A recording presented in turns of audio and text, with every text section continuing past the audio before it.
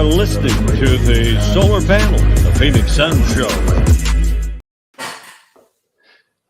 Hey, good morning there. Welcome to another edition of the Sun Solar Panel. I appreciate y'all joining us. I know it's early on a Saturday morning for some of us, but you could be listening at any point. You could be listening any day, any time. So we appreciate you coming. Thank you so much for joining us. We have a three-person panel today. Brandon is off enjoying himself in a bachelor party in Vegas. So we are not going to be bothering him. I told him enjoying it could be like the ideal, the perfect solar panel if we had drunk Zona on to talk about the Phoenix Suns completely. We could have him walk us around the hotel room and it'd be just like the Hangover, the movie. Yeah. But we're giving him the day off. So what we've got Jake, aka Coach Fallen Founder, joining us today. How's it going, Jake? Doing well. I feel a little bit like I'm drunk at a bachelor party with how the Suns have been playing. But that's just a normal state of these days. That's Following true. the Phoenix Suns, we all feel a little drunk. And then what I have in the middle, in between us, the guy who is going to give us a dose of realism, the guy who's going to tell us what's all wrong with the Suns and how the Suns are not going to win the NBA Finals. They might not even win their first round matchup. They might not even make the playoffs. I'm not convinced. Yeah. We have Lucas Hann. Lucas Hann, longtime blogger of the Los Angeles Clippers, been a friend of mine and a basketball friend of mine for years. And he's just been great. He used to write for SB Nation, now writes for 213 Hoops. And Lucas, welcome to the show. Yeah, thanks for having me, man. I'm excited to come, bring some rain on your parade. Well, I hope you don't mind me wearing the NBA Finals hat that the Suns earned at the expense of the Clippers last year. No, it's okay. You deserve it. You deserve it. I said at the time, I said, listen, do I think the Clippers would have won this series if Kawhi Leonard had played? Yeah, but the Suns were good enough to make it, and you play the teams in front of you. You know what I mean? I would be wearing the hat if Chris Paul had been out the whole series and the Clippers had won. So that's right. You don't discount the wins just because of who you played.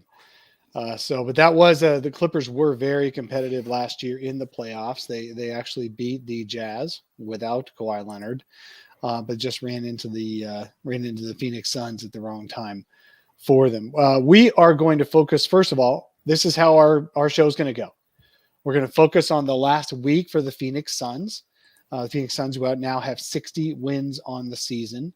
And they almost got to 60 wins before anybody else got to 50, but not quite. It was close. And then we're going to talk about Booker's candidacy for MVP. And I'm really curious of an outsider's point of view. I really am.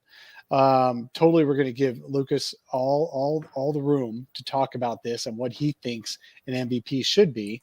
And then we're going to take some true-false questions on the West playoffs and who the Suns might face, who the Clippers might face, how it might work out for the Clippers. And then we'll close out with a what's next, what's upcoming over the next week for the Suns. So buckle in, folks. We have our solar panel ready to go. First thing we're going to do is recap this past week. So when we last spoke to you last Saturday morning, I predicted a 3-0 week. Most of us predicted a 3-0 week, even though two of those wins were against playoff level teams, and the Suns actually did go 3-0. They beat the Sacramento Kings last Sunday. Then in two very contentious games, the Suns beat the Wolves on Wednesday and the Nuggets on Thursday in back-to-back. Jake, tell me what your biggest takeaways are from the three games. Ooh, well, first off, as an homage to our Suns jam session guys, I'm gonna pop there them you if go. I've got them, although it's in the morning, so it's a LaCroix. Hey, Surge first, the Surging Suns first, and then the Jam Session guys they've been drinking every show.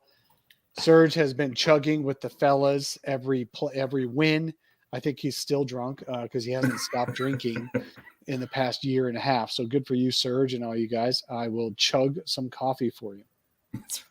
No, the last 3 games have just been phenomenal. I mean, it was a little nerve-wracking with the Sacramento Kings. It was a little too competitive for me. But that was the concern, right? Is that we were very likely going to get the number 1 seed no matter what. So is Monty going to start to rest players? What's going to happen? Minute restrictions. And, of course, we didn't expect that Chris Paul would necessarily come back as soon as he did. But obviously the Timberwolves and the Nuggets game were phenomenal. I was actually in Denver. I wasn't at the stadium for it, but at the arena for it. But the look of very sad Denver Nuggets fans walking out, and it wasn't like, oh, geez, we almost beat you guys, and it wasn't mad about Suns in 4. It was just how do you beat the Suns was kind of the look on their faces. There was just a lot of frustration, which obviously they've dealt with a lot of injuries as well, but just 2 very strong wins to finish out the week, and what a way to make sure you wrap up the number 1 spot. Lucas, I don't want to put you on the spot because you probably don't watch all 30 teams in the association. But did you catch? What did you see or hear third hand? About the Suns this week? Anything at all? I mean, I normally box score skim. Maybe some highlights, but I think what's most impressive is just through this stretch without Chris Paul, even, not just this week, like they only have 2 losses in March. And I think that probably a lot of folks felt like, oh, well, the Suns will be fine. They're way ahead coming into this stretch where they were going to be playing without Chris Paul. But I don't think a lot of people thought like, oh yeah, they're going to have this, what is it now in March, 11-2 in March. And Chris Paul obviously went out a little before that, but yeah. So, I mean, it's just really impressive. I think that they're a team that, and this, comes up a little bit with the MVP conversation too. They're not really dependent on necessarily one guy. They're just a well-oiled machine. They run their stuff, and it's kind of like a buzzsaw. You run into them, in a series. It reminds me of Utah, though. The Suns are much better than the Jazz. They're much more legit than the Jazz. So I don't want to downplay them, but it is that type of thing where it's just like they've got a thing that works. They run their stuff, and you have to just be really, really good to beat them. Did you hear anything about how the Denver Nuggets in the pregame intros the other night, they put Amir Coffey's head over Devin Booker's name in the player intros? Had you heard that?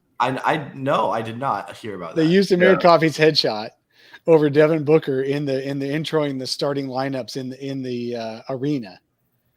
And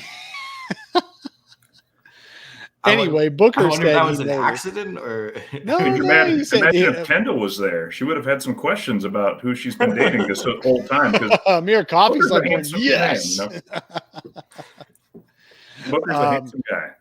After the game, Booker was asked if he saw the Clippers game op people having done that, and he said, "Oh, of course I did." And good on them. They got a good team over there. They got me going.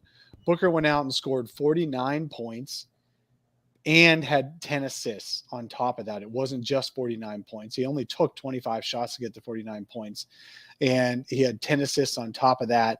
5 of those were 3-pointers. So overall, Booker contributed 74 points to the game to beat those Denver Nuggets. So maybe don't do that next time if you don't want to inspire Devin Booker to even better heights than he usually has. Your point on Lucas, your point on Chris Paul, the Suns not depending on any one player. We're going to talk about MVP here in a minute. And who wins MVP and who doesn't, and the narratives and things like that.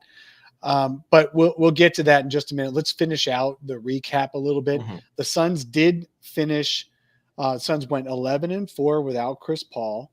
However, 3 of those losses were without also either Devin Booker or their backup point guard Cameron Payne. And as a Clippers fan, I think you're getting pretty used to having to go without a real point guard or anybody who really runs the show on a regular basis, and having to go with that egalitarian kind of offense where everybody kind of has to partial create. So the Suns, their 3 of those 4 losses were without either also Devin Booker or Cameron Payne, the backup, as well as Chris Paul. And so let's talk about the Clippers for just a second. I'm pretty sure they lost last night on Friday night, yeah. right? I stopped By watching when by they were 4. down 20 something. Yeah, I switched over to the college games. Okay. Yeah, so the Clippers have had an up and down season. Let's recap them a little bit because we're going to get into them in the third quarter of the show. But real quick, they have been going without a point guard. And I want to make that point that the Suns, 3 of those 4 losses were without even a secondary playmaker. What's it like in Clipperland having to basically mix and match without Paul George and Kawhi Leonard this whole season? I mean, they really have been kind of going night to night. Reggie Jackson is the only real primary ball handler on the roster. And, we love Reggie. Reggie has been great as a Clipper, but he's not good. You're not a good team if Reggie Jackson is the centerpiece, right? Reggie Jackson is basically Devin Booker plus Chris Paul to us, which is why the Clippers are below 500 and the Suns are number 1 in the league, right? So, yeah, it's been night to night. And you look at, guys like Amir Coffey, who, he's on a 2-way contract, 3rd year with the Clippers on a 2-way contract, coming in, starting some games, having 20-plus point games, random games where Luke Kennard hit 6 threes, Marcus Morris, bringing a little more consistency, scoring from the forward positions. But offensively, it's been a roller coaster. And I mean, it's been rough. The Clippers, I think the only teams that are worse offensively than the Clippers are the Pistons, Magic, Rockets, and Thunder. So the Clippers have been very, very bad on offense this season. As you alluded to with, Cameron Payne, Devin Booker, Chris Paul, when all of these guys are out, it's just a personnel issue. And it's a personnel issue for the Clippers as well this season. Ty Lue said at one point in January that the Clippers have a lot of guys who can eat, but not very many guys who can cook. And that definitely has been the case this season. The Clippers last season were probably the best 3-point shooting team in NBA history, but it's all built around Kawhi getting doubles at the elbow. When you don't have that, you're not generating those looks. So the Clippers are still shooting the ball very well this year, but they're struggling to get as many attempts up. And yeah, I mean, it has been a kind of night to night on the ropes journey for the Clippers. And that's why I think, frankly, they're on this losing streak right now because they're locked into the 8th seed. And they've been kind of going all out, Reggie Jackson playing 42 minutes in a game so you can squeak out a win over the Pistons type of stuff, right? And then you finally get to this point where it's like, okay, 12 games left in the season, we are locked into 8th, and the foot comes off the gas. And that definitely has happened in the last couple of weeks for the Clippers. It has been a listless couple of weeks for the team. I think they're hoping that maybe they can, recover some energy, maybe recover some players, and make one last little push to build some momentum before the playoffs. So let's give folks a little bit of context.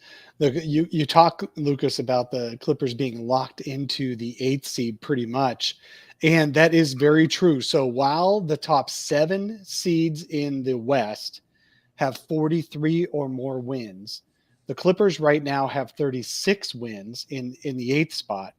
And then you've got to go 5 more wins down to get to the New Orleans Pelicans and Los Angeles Lakers, both with 31 wins on the season. 5 wins. There's only how many games do the Clippers have left? Is Clippers it 8, only have 9, or the Clippers have 7, I think. I think they have 7. You're left. right. 36 and 39. They've played 75 already.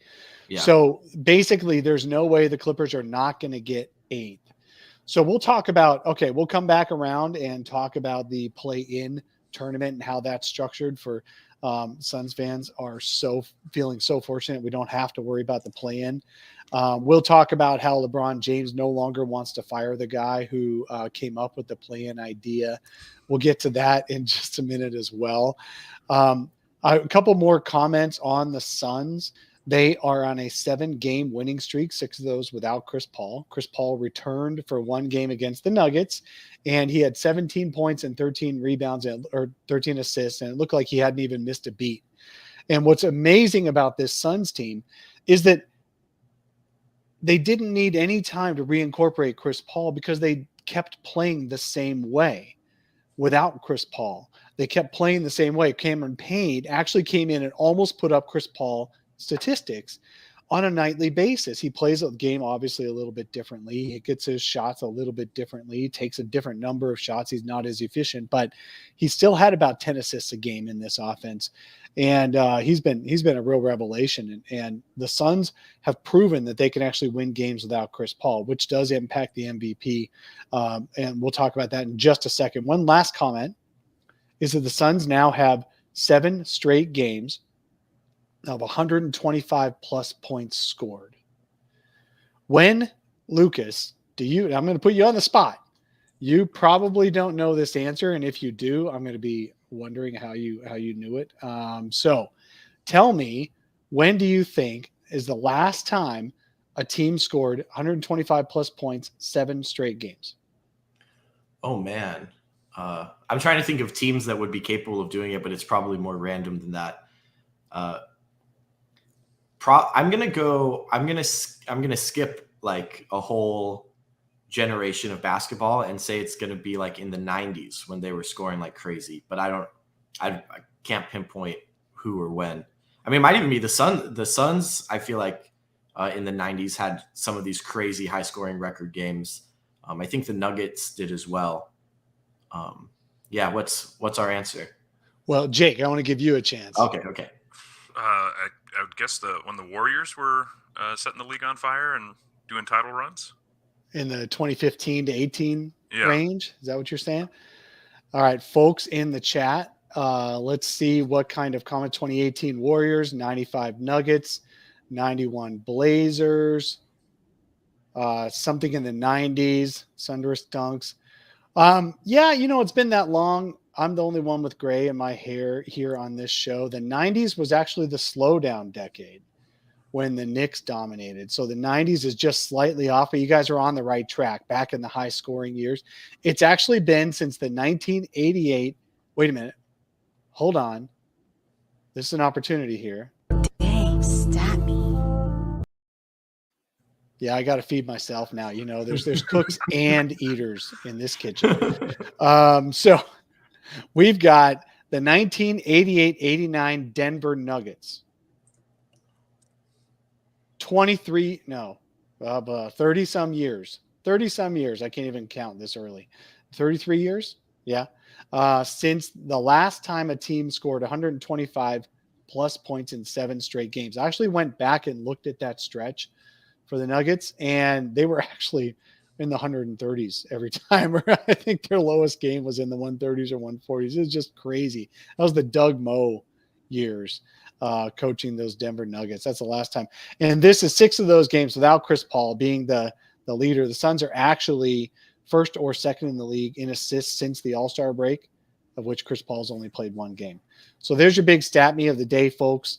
Let's move on to, first of all, Jake, I haven't let you talk much. Any other takeaways on this past week of basketball or what the Suns have done until getting Chris Paul back? Well, actually, your stat me actually just made me think of this question. So, stat me, Dave.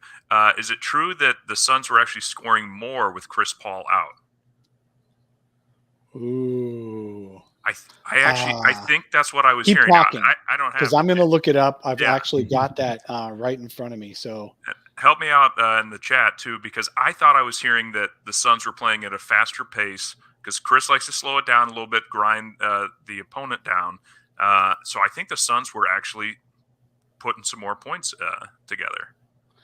Before the All-Star break, the Suns averaged 113.7 points per game.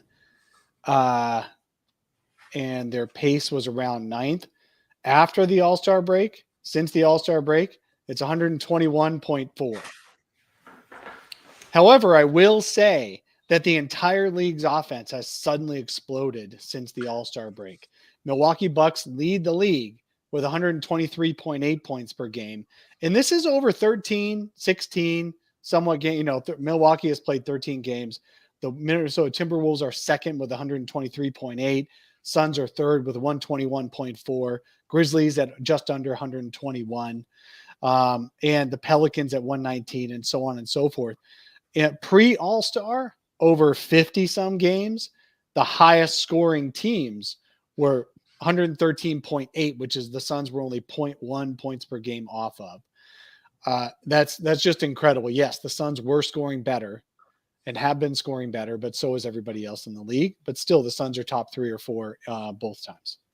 Well, and let's not forget that the national media said that when Chris Paul went down, that the Suns were going to fall in the standings. Carry the hell on. Exactly. The That one was player Kendrick that they Perkins, recognize. who Yeah. said, now Devin Booker has to prove. Now Kendrick Perkins, to his credit, he's usually been in the Suns' corner among the national media. But he did say that the Suns would not be able to win games without Chris Paul. And the Suns did prove that they can win without anybody. They are 18-3 without DeAndre Ayton. They are 11-4 without Chris Paul, and they're 8-3 without Devin Booker. Now, Lucas is sitting here with the screw you all face because he's been 60 games without Paul George and 75 games without Kawhi Leonard this year. So he's like, screw all of you people. They trade for Norman Powell, right? Come in and finally Clippers have a 20-point per game scorer. And he comes in and he had an amazing first 3 games. He had a career high assists in his third game. And then he breaks his foot in that game. And a broken foot is not something an NBA player comes back quickly from. Yeah. All right, so we do feel bad for you. The Suns actually are 3rd in the league and people don't recognize this. And Lucas, you're not going to feel sorry for us. I understand the violin is super small, but Suns are 3rd in the league in games missed by impactful players in terms of win shares. 3rd most missed games by impactful players in terms of win shares. Guess who's number 1? Yeah, I think the Clippers are about not only number 1, but I think about 4 times as many as number 2. Yeah, there's the Clippers with the bubble that doesn't even fit on our screen, and then there's the Suns with the 3rd biggest bubble. I think the Clippers have more than like the next 5 combined or something. It's pretty sad. Because even beyond, Chris Paul Chris Paul misses some games, right? Like Paul George and Kawhi Leonard have essentially missed the whole season, but then Nico Batum and Marcus Morris have both missed 20 plus games. It's like it just adds up. Luke Kennard missed 10 games. Don't say the whole name. Okay, we don't. That's like Red Rum, or that's like Bloody Mary or something like. Don't do that. That's bad. Should I say it 3 times? No, Jake can spin around in his chair. Yeah. I'll go Jokic and shove him in the back, like brother. Yeah. That's twice now you've said Marcus Morris's full name. You can't say it again. No more. Okay. Now let's move on to the MVP discussion. So what's interesting is because I wanted to bridge to this. Okay. And the whole build up of the past week and what the Suns have done without Chris Paul, what the Suns have done without Devin Booker, what the Clippers have done without their stars, leads to narratives on postseason awards. See, awards for what players have done and coaches have done in the regular season. So that leads to our second section of the show here. We're going to talk end of season awards. Now, Devin Booker chose when the Suns locked in the best possible record in the NBA and the West in terms of playoff seeding with their 60th win the other night. Now the Suns are just playing out the string and they're just trying to, set maybe the franchise record for wins in a season, but otherwise there's nothing really to play for. So you got in that void, in that vacuum, you've got nothing to think about except what about me? And the what about me is Booker saying, why aren't I in the MVP conversation? Although he didn't say it out loud. We know he's thinking it. Why isn't he in the MVP conversation? He was tweeting back and forth with Isaiah Thomas, the original Isaiah Thomas with one less A, back and forth about being an MVP level player. So we know he's thinking it. But he also said, why is it even a question that Monty Williams is coach of the year or not this year?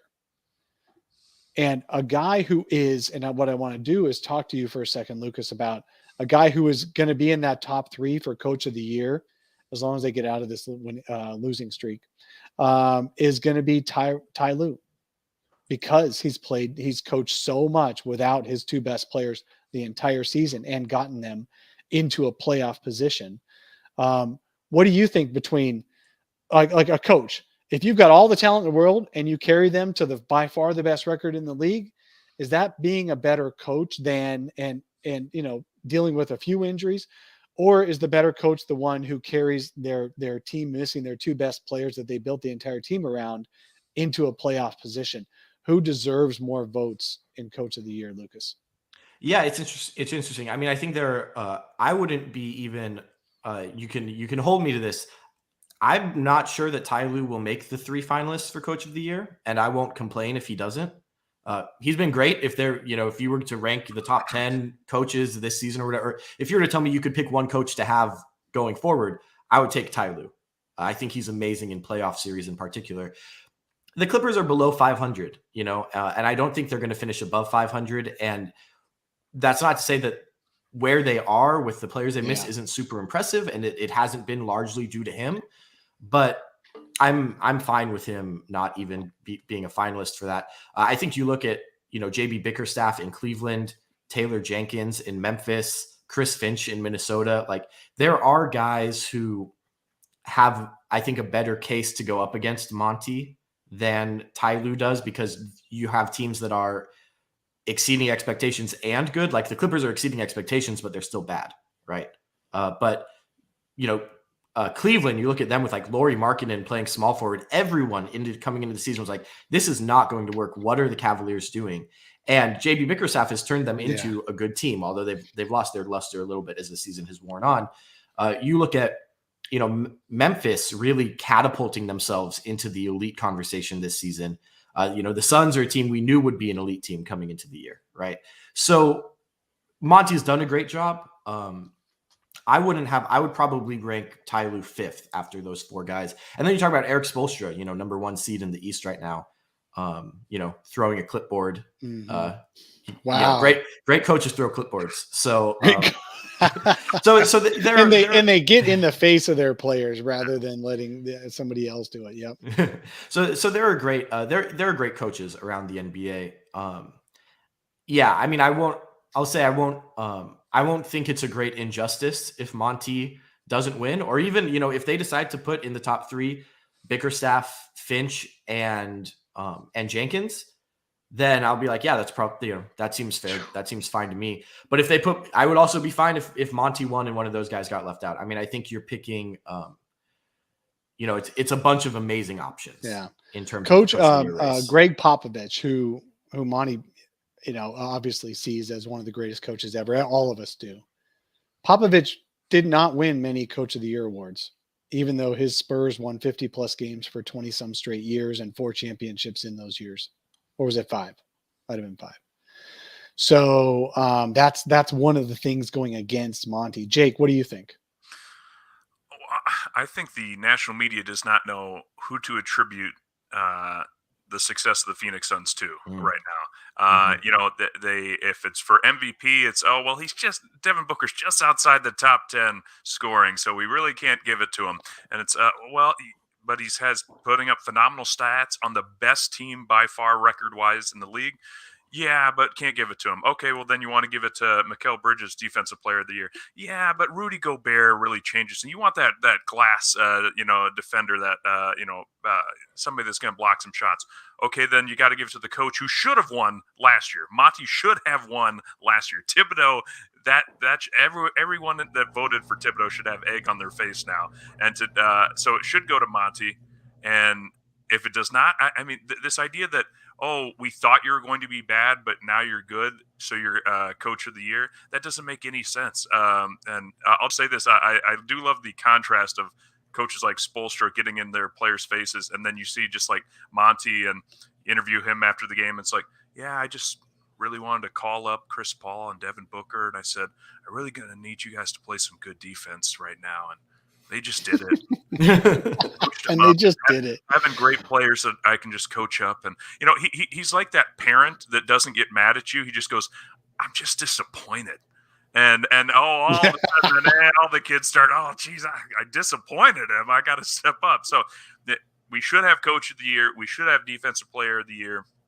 And I think Booker should at least be in the running. I won't come out and say he's got to win it, but obviously there's more to discuss on that. But now that the Joker is slipping out potentially of the top 6 in record standings, and Embiid might be resting a little bit, that seems really strange to have your most valuable players kind of not really dominating the league like the Suns have been. Yeah, so let's move on to most valuable player. That is a really interesting award because it's generally given to the guy who is not only the best player, but also the player, if he misses sometimes, your team completely falls on its face. So Steve Nash, one of the reasons, us in Sunsland, one of the reasons the Phoenix Suns, Steve Nash won back-to-back MVPs was not only because he was an exciting player on a really up-and-coming team, really fun team to watch. The Suns completely lost it on minutes he wasn't on the court, and they completely lost it in games he missed. They started 31-4 in the 04-05 season. Steve Nash had some kind of injury. I forget what it was. He missed 6 games. They lost 6 straight. And then he comes back and they went and they finished with 62 wins on the year. They just fell apart. And that's what happens is we give MVPs to the teams who fall apart when that player is not on the floor. Does that mean that Steve Nash owes his MVP awards to Leandro Barbosa because Barbosa was such a bad backup point guard? And should Devin Booker actually blame Cam Payne for, or should Chris Paul blame Cam Payne for neither of those two guys not being able to win MVP this year? Should that be like an infighting? Cam, can you play worse, please? So that we lose games and I look like more of an MVP. It's just crazy. Well, and I think if you look at there's a few teams like I'm thinking right away like LaMelo Ball with the Hornets. Should we give him the MVP because if he was not there, they would be absolutely horrible. And well, you have to actually have the if. You have to actually have the when not there, they were horrible. Either the minutes when the player doesn't play. So I don't know what the Hornets do when LaMelo Ball sits, but you're right. He's like Luka Doncic. Yeah. One of the reasons Luka Doncic is at the top of the MVP conversation every year is because Dallas is, well, people think he's going to be MVP because Dallas is so hypercentric on Luka. But then Dallas went and won most of their games when Luka sat this year. So guess what? He's not in the MVP conversation anymore. Same player. But I don't even, I don't understand this logic at all. So are we going to tell Michael Jordan to send his MVPs back because when he left to go play baseball for a little bit, the Bulls still had a fantastic record? I mean, anyone that's a basketball purist would say, oh, geez, Jordan, one of the greatest players of all time after Charles Barkley, of course. But, you have to look at it from the perspective that, to me, it was always simple. What is the best team? Which team is the best and who's the best player on said team? That's usually one of, to me, the biggest, the easiest way to filter it out because there's so many times, like Russell Westbrook, when he won it for just filling up the stat sheet with the Thunder. Yes, he was important because if he didn't do that stuff, nobody was going to do it. But is what he's giving his team winning basketball? That's the whole thing. And of course, that's what every Suns fan is talking about right now is I don't care if you give us the MVP, coach of the year, defense player of the year, we'd appreciate it, but we want the title. But that's the thing we want more than anything. And ultimately the Suns want the title. And that's what they said this past year and all that when they're fighting for a position. That's all. I'm just saying that in this vacuum of not playing for anything for the next 2 weeks, this is going to be part of the conversation. Chuck Stabar, John Morant is definitely getting DQ'd per these thoughts. Absolutely. John Morant was a top 7, top 5 MVP ladder guy on NBA.com, except now he's not. And why? Because the Grizzlies are winning without him. That same exact thing is happening to John Morant. He is the poster child for an MVP candidate because Derrick Rose won MVP in, was it 2001? Derrick Rose won MVP. I don't know. It feels like it was a long time ago. Maybe it was 2011. I forget. Yeah, I think it was 2011. I think it was that 2011. Okay. Yeah. And as a 21-year-old, because he was just so like John Morant is this year. But the problem is Memphis is not dying when John Morant sits. And so he's out of the picture. I understand being finalist among the high seed centers and all that, but I don't think Jokic will win it for that reason. Lucas, what's your thoughts on MVP? Yeah, I mean, so many of the MVP debates come around to kind of talking in circles about differing criteria, right? Like if I'm going to go with net ratings swing on off, and you're going to go with best player on the best team, we're picking different guys. Like Devin Booker is the best player on the best team. Jokic is the guy who has the most dramatic on-off swing of any star in the league, right? So like, it's really a matter of what comes down to value, and we reach a point where, I mean, it is a lot like the coaching conversation where you're picking between, guys have legitimate cases. Like Devin Booker is the best player on the best team. He's having a really good year, 26-5-5, great record without Chris Paul. But you look at that, you also think, but the Suns, what is value, right? Well, the Suns can win games and would, their record, if you project out the pace they went out when Booker's out, they'd still be the 1 seed in the Western Conference. Now we know that he raises the ceiling for them in a way that is really important, that he's the centerpiece of what they do offensively.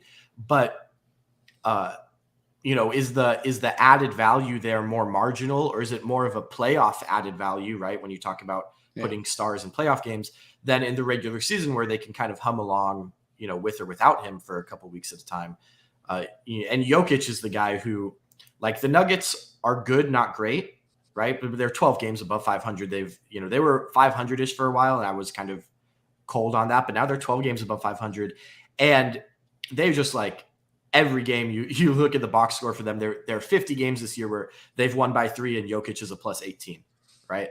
And he is the guy also, when he's on the court, you look at who he's playing with, and, these guys are professionals, but it's like JaMychal Green and Austin Rivers, are out there on the court with him for 36 minutes a night. Like, these are guys who wouldn't be in Phoenix's rotation. So I actually still, if I had a vote, I would vote for Jokic for MVP, but I do think that Booker would be either third or fourth on my ballot. And as a little piece of history for you guys, Blake Griffin finished third in MVP voting in 2014, playing alongside Chris Paul. Chris Paul did miss some time that year, but he still played 62 games. So it's not like he, was totally out of the lineup. And Chris Paul actually had the better on-off swing than Blake Griffin in that year. The Clippers had the third best record in the league, not the first best record. And Blake Griffin, I mean, maybe you could say just in terms of general stats, comparable. I think he had like 25, 10-4 that season. Booker's at 26, 5-5, right? So, and Griffin finished third. So I think that, Booker finishing, I think he will get on a lot of ballots this year. I think he deserves to be on a lot of ballots because the Suns are so good and he's such a big part of that, but probably third, fourth. Yeah, I don't see Booker. I don't see Booker or CP getting to the top of the MVP ballot because they have each other. I think the same thing would be true in a year where Paul George and Kawhi Leonard are both healthy for the Clippers. Neither of them is going to win MVP. The only one who transcends that is like LeBron on a team because he can win MVP just because he's LeBron, no matter who's around him. But I just can't. 500. I don't. This year, I don't see LeBron being anywhere close to that, No. and I really can't be okay personally with Jokic winning MVP because the Nuggets are 6th or 7th seed. You can't do that. But Giannis, Embiid, those are the kind of guys who are so heliocentric that they'll be the guy who wins the MVP by the time it's over. One last comment on Book for MVP. I don't think he's going to win it. He's not going to win it. I'm like 99.9% sure. The narrative will happen. People start talking about it and the Suns put this out on their Twitter account, and I give them credit because I was going to look this up. Then all of a sudden it shows up in my timeline. There's only been all 12 players in the history on the league's best team every year that have put up Booker numbers, 26-5-5. That's happened 12 times in NBA history. 26-5-5 in NBA history that a player on that team has had those numbers on the league's best team. How many times have they won MVP? 12 every times. Time. Yeah. Every single time. 12 times. Booker would be the first. Just like 2 years ago, he was the first to have, I think it was 26-7-5 without making the All-Star game. without being an injury replacement. So he's got a point that he's not getting the respect that he deserves at this point, because he's got, I think partially is because he's still got the stigma of the 70-point game all those years ago, which is really sad that a 70-point game in history on a player's career, even his own recollection of his own career, it's going to be more of a stigma than it is an achievement. But, I want to put that game on Earl Watson because he only had 60 with 3 minutes left, and then Watson started fouling on purpose to get Book on the free throw line somehow. But it still would have been the youngest 60-point scorer, but he wouldn't have quite the stigma. Well, So, Dave, I just want to jump in on this because I subscribe to The Athletic, and it's for Suns coverage especially, it's been fairly disappointing because usually every alert that I get that's new Suns coverage, it's just the NBA power ranking. Your Suns are still number one, and so I think it has to do a little bit with and we talked about it briefly, coverage. But coverage exactly. I mean, when I forget who it was that gave the hot take, but she was with Matt Barnes and a lot of Suns. She's the Lakers sideline person. So, okay. So we can all not appreciate her takes then. But I mean, it's just, if right now, I think the sports media landscape is so heavy in favor. I mean, the fact that the Lakers are still being talked about, and they're the 10th seed right now, or in 10th place right now. And then of course, the 76ers, because Harden went over there, and the Nets, although I think they're going to be pretty dangerous in the playoffs, their record was still pretty awful. And so you have these teams that are at the very top that have been the entire year consistently good, but the media is like, well, hey, we're going to fly you out on assignment to LA. Oh, do I cover the Clippers? They're actually in the playoff running. No, go cover the Lakers. Yeah. And it's like, oh, that doesn't make a lot of sense. We're going to say that this is an important game. Yeah, we'll pretend it is. There's a vast difference between national media, regional media, and local media. Local and regional are still doing pretty well in terms of actually reporting on their own teams. But the national ones are just like, hey, Lakers get us ratings. Nets, where's Kevin Durant at? Where's James Harden at? Let's focus on them. And I mean, look at the Bucks. The Bucks, who we can at least grudgingly respect, won the title, and it's like, oh yeah, and Giannis is still over there, so they're doing well. But anyway, back down to Miami gets a lot more attention. I think it's because they probably just love getting an assignment to go down to South Beach every now and then. Yeah. Hey, Lucas, do you have any thoughts on Clippers and Lakers coverage in the same town and by the same networks and all that? Any thoughts? Well, actually, it is pretty divorced. So, right, we different TV channels, different radio stations, but it is so ESPN LA, like the local radio station, is very much it's like a state media, right? It's and so it's one of those things where it's like if you dare speak the truth, you'll find a new job, right? Yeah. So it does get a little bit like that, but fortunately, NBA media is just so much more expansive now than it was even 10, 15 years ago. I mean, you remember, Dave, when, there was a point in time where it's like the LA Times didn't have someone on the Clippers. Like there wasn't an LA Times. Back when that really mattered because there weren't people like us around. Yeah. Well, that's what we were, right? We were the beat. There was no beat. But now it's really expanded. The NBA has become more popular, and Clippers coverage is great. I mean, they don't get the big market perks really in the same way that a lot of other, the Knicks and the Nets and the Lakers get. They do get some big market perks. I'm not saying that there's no nothing good about it, but I mean, it is a tale of two teams within the city, but it's gotten much better, I think, in the last decade as the Clippers have gotten better. Good, because the Clippers deserve it. They're a much better organization overall. I have a lot more respect for the Clippers than I do for the Lakers. That's for sure. So no, I do. No, I was even I was if they have that guy with the initials MM on their team. Yeah. Pat Bev really upset me last year. I'm still kind of, I know he's a T-Wolf now, so I'm letting it go. They traded him because he was so, That's right. They wanted to play nice with the other teams again. Yeah. We'll go with that. One last comment on MVP vote. I not in the chat today. I've been watching for it in the chat. So kudos. You guys are very, very good basketball fans in the chat. Thank you so much for being who you are. But I see a lot of takes on Twitter that why do we care about what the media thinks? Why do we care about what the media thinks? Just win games. Okay, it's both, guys. The Suns want to win games as a team. Devin Booker wants to win games. Monty Williams wants to win games, all that. But it's the media, about 100 of the media, national guys, who actually decide on the postseason awards. And contracts are built on your winning of those postseason awards. It may not be your current contract, but it's your next contract. Devin Booker right now is a year away from extension talks on his next max contract. And when I say max, it's because we've in the past few years talked around Suns land about your first max, your rookie max, where you can go up to $30 million a year. Devin Booker got the escalators if he made all NBA and all that in his current contract. It's too late for that. He's at the lower end of the max. But now that Devin Booker is angling for his next contract, he can get a ton more money if he's made all NBA teams, if he's made MVP, if you could put in the contract if you're top 3 MVP. Generally, it's only if you made MVP itself. This means money for Devin Booker. It probably means $40-50 million to him if he makes all NBA this year versus if he doesn't.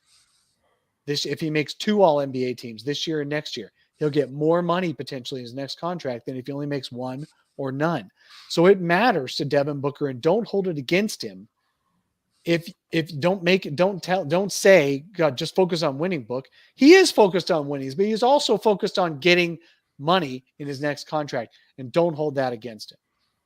So that's why these players care about these postseason awards, and why they're so pissed off at media, and why they hate media so much is because media decides how much money they make on some level in their careers.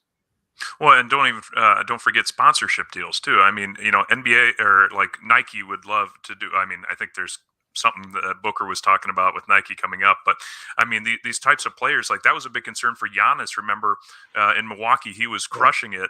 But everyone kept saying, okay, so when are you going to go out and play for a real team? And he's like, and I kept sitting there. I'm like, this guy is amazingly talented. But they're like, yes, but if he goes to a Miami or an LA or a New York, he'll get additional sponsorship dollars for all kinds of brands that people don't want. There's definitely sponsorship, but that's market based, right? Yeah. I'm just talking about regardless of where you are, the media decides who's going to win stuff and gives those votes for those players, and that decides how much money they're making regardless of the market. A guy like Devin Booker, I give him so much credit for wanting to stay in Phoenix. He's not in one of the biggest markets. He finally got in a Corona commercial. That's the first commercial he's gotten into. And this is after making the NBA Finals last year. Giannis is finally a big name despite being in Milwaukee, partially because the media has given him awards, and now Booker needs that. Well, and correction, Dave, he was a cartoon at one point when he was at the barbershop. That's true. Yeah, he got a cartoon, and I think he got something when he was a rookie with 2 of his best friends, Russell and Kat. But since then, he's had basically nothing. All right, we are at 48 minutes. We got to get into our true false. Let's move on to this next section. These are generally quick hitters, but I think we're going to spend a little bit of time delving into them. Not just quick answers, but I do want a quick answer and then to follow up with why you give this answer. This is a true false section. I want everybody to participate in the chat. Give us your answers. My first true false for you guys, and we're going to start with Jake here. No, actually, sorry. We're going to start with Lucas here. The Clippers are almost locked into the 8th seed, but will they end up playing the Suns in the first round? True, false. The Clippers will end up playing the Suns in the first round, which means they lose the play-in game. I will go false. I think there's a better chance that they either win the 7-8 or lose both and fall out. Because it's going to depend on Paul George coming back and Norman Powell potentially coming back. Kawhi, they have said if the Clippers make it out of the play-in, Kawhi could play in the first round, but I don't think they're expecting him for these play-in games. He's in these late stages of his rehab. So I think, if Norman Powell and Paul George come back and are playing well, I think the Clippers can beat the Timberwolves in the 7-8 game.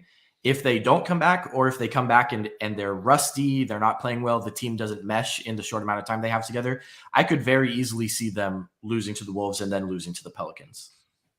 Interesting. So what is the prognosis? Give us the current status of predictions for those guys coming back. Sure. So Paul George is he had his first practice 2 days ago. It was limited contact, so it was mostly like defensive walkthrough stuff. So he wasn't playing full contact yet. The expectation is that he will be able to get a few games in before the end of the regular season, heading into the play-in tournament, but he hasn't been fully cleared yet. So really they're at this point where they've ramped him up. He's shooting, he's doing conditioning, and they're just waiting for that imaging to finally come back at a level that they're comfortable with, not having a chance of re-injury. Norman Powell, a little bit more of a question mark, but a more stable injury. He's been out already for about 6 or 7 weeks, a type of injury you'd expect to maybe be, at least 8 weeks. So I think he is out of his walking boot. He's been out of that walking boot for a couple of weeks. Again, I think he's the guy they're hoping to get back probably in those last 3 or 4 games in April to ramp up for the play-in tournament. Kawhi Leonard has been working out, again, ramping up, but has not practiced with the team yet, has not done any type of contact yet, and could play in the first round if the Clippers make it out of the play-in tournament. Hasn't been ruled out of that, but I think also it could totally see a scenario where they make it out of the play-in tournament and he still doesn't play in the first round. Okay, so you think they either win the play-in and get 7th, or they lose both? Is your more likely? Yeah, I think that's more likely than the win or lose than win. All right, most of the folks in the chat are in the false category, kind of along you. Jake, what do you think? Yeah, I'm false too. I didn't know they were that Paul George and Powell were that close to coming back. But then again, the Suns fans have been hearing about that Frank Kaminsky has been showing up to practice for like a month now, and he has not come close to putting on his jersey though during game time yet. So I don't want to say I could totally see them pulling like a Kawhi and just being like, we'll get to him next year. Why, bust our humps trying so hard for this. But so I'm gonna go false. But I definitely think they could definitely win that first game because they play the T-Wolves right now, right, for the 7th, 8th. So I could see them winning that one. Yeah, and I'll just on a matchup front before you give your answer, Dave. The Clippers beat the Wolves 3 times this year. They did lose one game with no Paul George and no Nico Batum, which is really important because they used Nico Batum against Karl Anthony Towns. Yeah, right. The 3 games that they had Batum against Towns, they won by 20. All 3 games against the Wolves. And I'll say this about the Pelicans. The Pelicans swept the Clippers. Well, they have one more game left this year, but the Clippers haven't beaten the Pelicans yet this year. The Pelicans swept the Clippers last year with Paul George and Kawhi Leonard by an average of like 23 points a game. So the Clippers have they match up well with the Wolves. They match up terribly with the Pelicans. Like last year, the Pelicans were bad and they beat the Clippers all 4 times by an average of 20 points a game. Now, what Pelicans have played in those games? I'm just Brandon Ingram. Ingram. McCollum obviously is new. It's these little quick guards who aren't like that great. Like I know Nickeil Alexander-Walker isn't there anymore, but he like destroyed the Clippers. Like Kira Lewis has had good games against the Clippers. So it's these fast guards because the Clippers last year, they did have Patrick Beverley, but he didn't really play much in the regular season between injuries and then playing some games, low minutes restriction, whatever. And now this year, they just don't have young, quick guards to match up with these young, quick guards. And so they just get burned at the point of attack. It's why, you remember the Western Conference Finals, probably like one of the best games of any Sun in that series was Cameron Payne in game 1. I was just going to say Cam Payne. Because, and the Clippers did better. Like we were sitting there in the press box at Staples Center saying like, okay, we need to survive this Cameron Payne bench shift because when he came in, he was so quick. Chris Paul's brilliant, of course, but he's a little bit slower, and the Clippers can stay in front. They have a hard time staying in front of these really quick guards. Absolutely. I'm just gonna be the purveyor of dissent here, and I'm gonna say that the Suns play the Clippers in the first round. That does require them to have lost to the Wolves in that play-in game, which means I suppose then that both Paul George and Norm Powell are not back together. And that bodes well for the Suns. So I'm kind of making it happen. Sorry for you, Lucas. I want those guys. I do want health. I'm a fan of health. I've always said this. This should be my tagline. It's going to be on my gravestone. Dave's a fan of health. I want people to be healthy. Yeah. I do want teams to be healthy, and I want to beat them at their best. I'd rather actually play the Clippers. I'd love to see the Clippers match up against a fully healthy Clippers matched up against a fully healthy Suns. That would be my favorite matchup. I actually think the Clippers are more dangerous than the Golden State Warriors. And the reason I think that is this is not 2017 anymore. These aren't the Warriors of pre-Kevin Durant anymore, even if they're all healthy. Okay, next true false. We'll start with Jake this time. Wolves are 1 game behind Denver for 6th. Okay, so then you don't have to play in that play-in. Do the Wolves overtake Denver for 6th in the next 8 games? Yeah, I think they do. They're just a hotter team right now. I think they just came off of beating the Mavericks after losing to them and to us. I think was I might get the games wrong, but I thought they just beat up on Luka. And yeah, I just think the T-Wolves are kind of hitting their stride, and the Joker is just I don't think he's getting any help to come back. I don't think you can't rely on Aaron Gordon as your number 2, and some of the other guys. Bones Highland is your number 3. So I think the Nuggets are going to sink. Yeah, Jamal Murray practiced last week, and they shut him down the day after. So he's pretty much done for the year. Michael Porter Jr. might make it back for them. So what do you think? What do you think, Lucas? I think the Nuggets will fend them off. They have an easier remaining schedule. Like you look at some, Thunder, Hornets, Pacers, Lakers, Spurs, Lakers again. Lots of like 500-ish or worse teams. Whereas you look at the Wolves have these next few games against, the Celtics, the Raptors, and then this head-to-head between the two. That could really be the pivotal game. Yeah. I'm not sure what the tiebreaker situation is between those two either. But I would say I think Denver probably fends them off, just strength of schedule. All right, I'm going to say the same. I think Denver stays in the 6th seed. I'm going to go true. I'm going to so false on that because my true false was Wolves overtaking Denver. I say Denver stays in the 6th. And I do think that's going to be a really fun game watching the Wolves and the Clippers.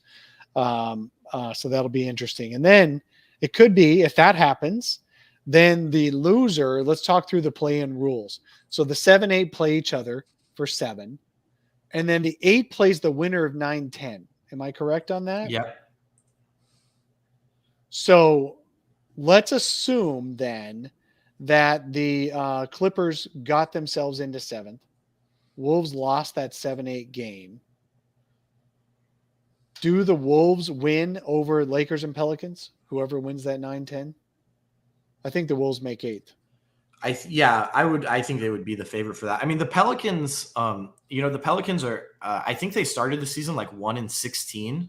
Yeah. If that's right. Something awful. And then they're like, since then they would be, 30-26, which is not great, but if, they'd be ahead of the Clippers if they hadn't had that terrible start. Right. So, and the Lakers, I think the Pelicans will beat the Lakers.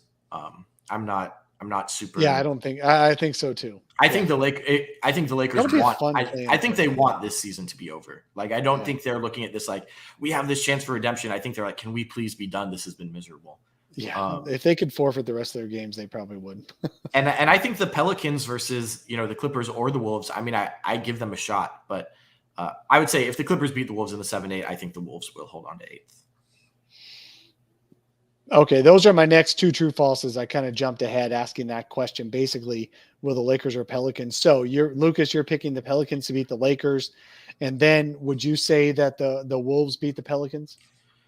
Yeah, if the Clippers beat the Wolves, then I think the Wolves would beat the Pelicans. If the Wolves beat the Clippers, I think the Pelicans probably beat the Clippers too. Interesting. I mean, we can't beat them. We can't beat them. we never do. What do you think, Jake? Yeah, I think as Lucas was talking about, the Pelicans right now are so offensive heavy with C.J. McCollum and Brandon Ingram there, and I mean Zion, he's not coming back, but Jonas Valanciunas, Valanciunas. and thank you, and Jackson Hayes has kind of come on of late. They won't stop you defensively, but they might just outscore you in one game. And I don't think they can win a 7-game series, but they could definitely win a game. My hot take on this right now is I think the Spurs might overtake the Lakers. And I don't think Lakers fans understand this, because every time I see a Suns win or a Warriors win or a Grizzlies win, I see a Lakers fan tweet at that person saying, your team is afraid to play us in the playoffs. And Lakers might not make the playoffs. I really, at this point, you can't be a real fan of the Lakers and think they are looking good going into the play-in game. Right. Okay. That's interesting. So we'll see how that shakes out. I'm really curious. We'll talk a lot more about the play-in tournament as we get closer to the playoffs, because obviously the team that finishes 8th is the one who's going to play the Suns. And then we'll talk about which team we fear most, depending on their health, because you've got health issues with the Pelicans. I'm not talking about Zion. I don't think he's coming back, but you do have potentially with Brandon Ingram's health and obviously CJ McCollum and all that. You've got health issues with the Clippers. The Wolves are fairly healthy. The Lakers, will they get AD back? I don't think AD even thinks he's coming back, but they're keeping that door open to keep the narrative. They're below 500 even in games he plays in. Yeah, right. That doesn't even mean they're going to do well. Right. Okay. Last true false. Actually, this isn't a true false because I asked it in a really awful way. I want to see a 9-10 game between the Pelicans and the Lakers where AD is back and has to go to New Orleans to get eliminated. To get eliminated. Oh, that's on the table. God. It's probably likely that is what's going to happen. My head just exploded. I think AD does not come back purposely so that he doesn't have to live that reality. Maybe. Wow. Holy crap. I have not heard that brought up and it didn't come in my mind. Oh my God. Okay. We're going to skip that final true false I had on here is terrible. It's not even a true false question. So we're going to skip that. We're going to go in a future show. We're going to talk about who is the best, who are the best playoff play-in matchups and the most likely scenarios for the Suns. They won't know who they play until 2 days before they have to play that team. What I thought was awesome is Mikal Bridges talking about their very first ever playoff series a year ago, the Suns. They finished second. They were also waiting for the play-in. They needed to know who was going to win the play-in tournament. So they did not know who they're going to play until 2 days before they played the team.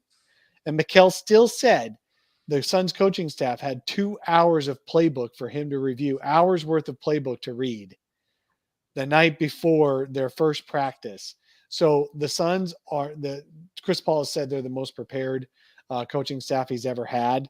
And I'm looking forward to, I don't think the Suns have to worry about whether they're prepared for whoever they end up playing. They're just going to, the Suns coaching staff is probably just going to do 4 packets depending on who wins and who loses those play-in games. It's going to be really fun. And we're going to talk a lot more about this and these potential teams that the teams face. So what's next? We're going to go to the fourth quarter of the show. And Lucas, you're even going to play along, even though you don't give a crap about the Suns. That's totally okay. Upcoming games this next week, the Suns, they have 60 wins today. If they get 63 wins, they'll set a franchise record. That's the only thing they have left to play for right now. So the question is, how many wins are they going to amass through the end of the year? They have 3 games this coming week that should be very interesting games, but they're going to be a little less interesting because of the stakes are a little bit lower than they were. They host the Sixers on Sunday. The Sixers are fighting for the 1 seed or the 2 seed or whatever seeding they're doing, and they're fairly healthy. James Harden and Joel Embiid are both playing big minutes. It's an ABC game. It's an afternoon game, so everyone is going to play. The Sixers are only 1 game behind Miami for the 1 seed. They're tied with Milwaukee for the 2nd seed, and they're only a half a game ahead of Boston for the 4th seed. The Sixers need to win on Sunday. Then the Suns are at the Warriors, who are missing Steph Curry, but the Warriors really need to keep winning or they might even drop to 4th if it goes bad enough for them, although they're 3 games ahead of Utah for the 3rd seed. The Warriors are pretty much stuck into that 3rd seed. They need Steph back healthy, but he's not playing right now. And then they're at the Grizzlies. John Moran is not going to be even reevaluated for a knee strain, which is funny because he had a back strain first and now it's a knee strain. So he's going to be out for at least 2 more weeks, which puts them right against the playoffs. And so the Suns are home against the Sixers, at the Warriors, at the Grizzlies. What's the Suns' record this week? We'll start with Jake. I'm going to go with 2-1. And did I just see? Is Cam Johnson a game time decision for tomorrow? Is he? He's almost coming back. Who was it? One of the guys said they didn't want to let the cat out of the bag. It was either Booker or Paul. Oh. No. It was one of the players post game, or maybe it's Joe. I don't know. One of the Suns the other day said, "I don't want to let the cat out of the bag, but I'm feeling good about Cam Johnson coming back soon." So yeah, I think he's game time. Yeah. So on this, when I looked at this 3-game schedule, I would have probably said 1-2 or maybe even 0-3, honestly. But this team is so deep that even if Monty wanted to rest the starters or just Chris Paul is going to demand to play anyway. But even if he scaled it back and said, okay, I'll give you 22 minutes instead of 35 minutes. The team is so deep that as long as Elfrid Payton's not playing, we should have a chance to beat just about any team in the league. So I think Elfrid Payton's not playing. And they're going to starting point guard for Tom Thibodeau Coach of the Year last year. Gosh, well, and I've been hearing that Embiid might be they might be looking at resting Embiid in the future for some of these games moving forward. I don't know how much that's still going to happen, but the Warriors need to get healthy before they kind of go further because Draymond does not look like himself, and obviously Curry's out, so I think we can win that one. The tough one would be the Grizzlies, although I don't know how much Morant wants to play at this point too, because the top's kind of locked. So if you can't get to the number 1 spot, well, you might kind of take it easy too. So the Suns team is so deep. I just think I'd say 2-1. I'd say we'll probably drop to the Grizzlies. 2-1.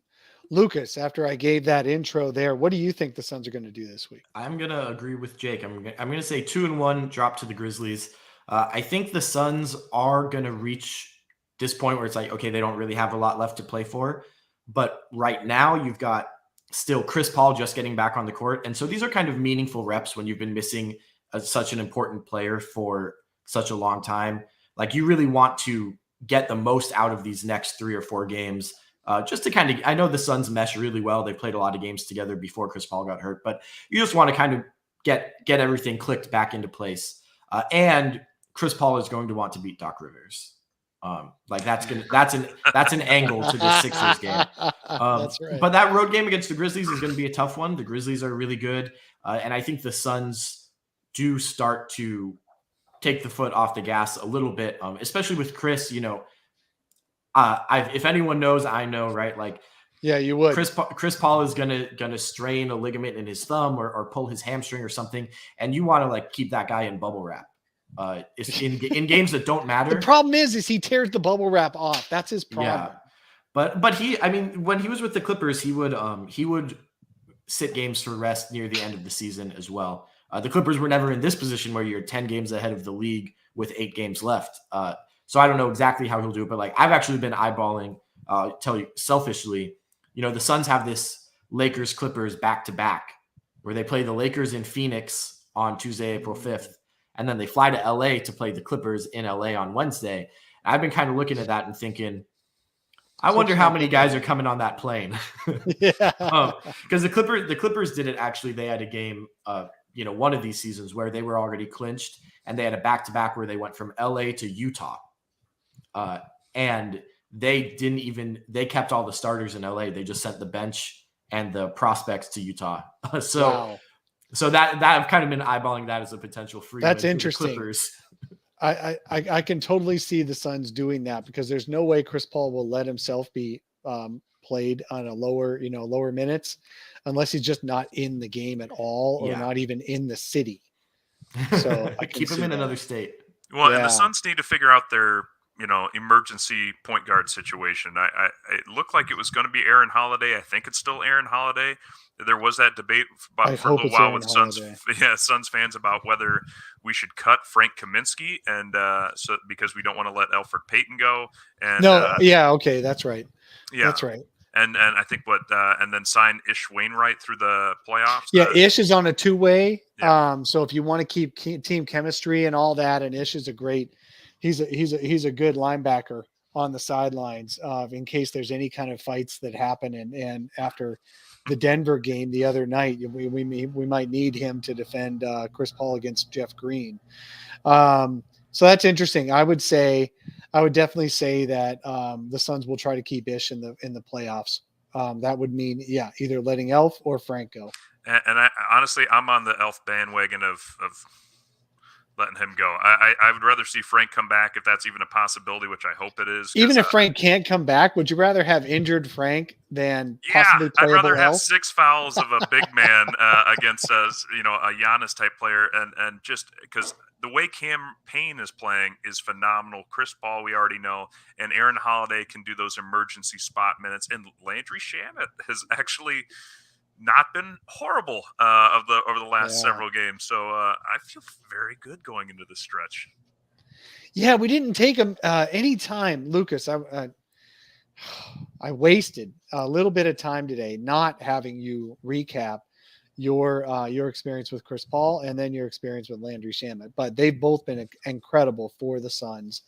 And one of these times I want to have you back. If the Suns actually end up playing the Clippers in the playoffs, I want to have you back. And I do want to talk about your experience with both those guys, as long as you promise not to mention that other guy on your team. Yeah, I mean, the other guy's not, he's not a part of that conversation.